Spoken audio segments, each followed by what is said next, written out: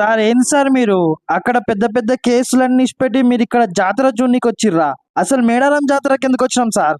రేయ్ ఏందిరా ఇక్కడ జాతరకు వచ్చి ఎంజాయ్ చేస్తున్నా అనుకుంటున్నావా? అక్కడ పెద్ద పెద్దోళ్ళ జోలికి వెళ్తే మననే వంగబెట్టి మననే మింగుతారు.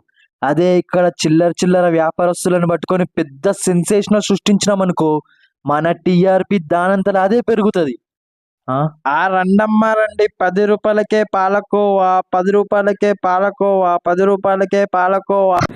అరే కెమెరా పట్టుకొని దారా. శుభోదయం ప్రజలారా. సార్ ఏంది సార్ టీవీ న్యూసా?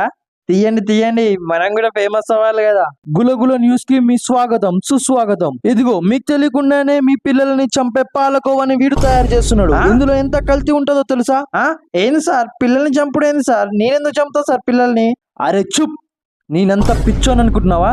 అయినా హోటల్లో 100 రూపాయలకి 500కి అమ్మే పాలకోవని వీడు 10 రూపాయలకి ఎలా అమ్ముతున్నాడని ప్రజలారా మీరు ఎప్పుడైనా ఆలోచించారా? తక్కువకి వస్తే మంచిదే కదా సార్, 10 రూపాయలకే అమ్ముతున్నా కదా. వీడు మన పిల్లల్ని చంపుతున్నాడు.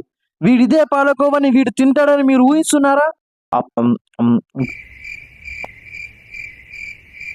వీడు తినొచ్చేమో, కానీ వీళ్ళ పిల్లలకి ఎప్పుడైనా వీడు తినిపిస్తాడని మీరు ఆలోచించారా? ఏదో మన ముందు ఒక్క బనీల పిల్లోడికి తినిపించుడు, కానీ ఇలా ఫ్యామిలీ దీన్ని అస్సలు ముట్టుకోరు. మీ దుంపలు మీరు ఎక్కడ తయారయ్యారా బాబు?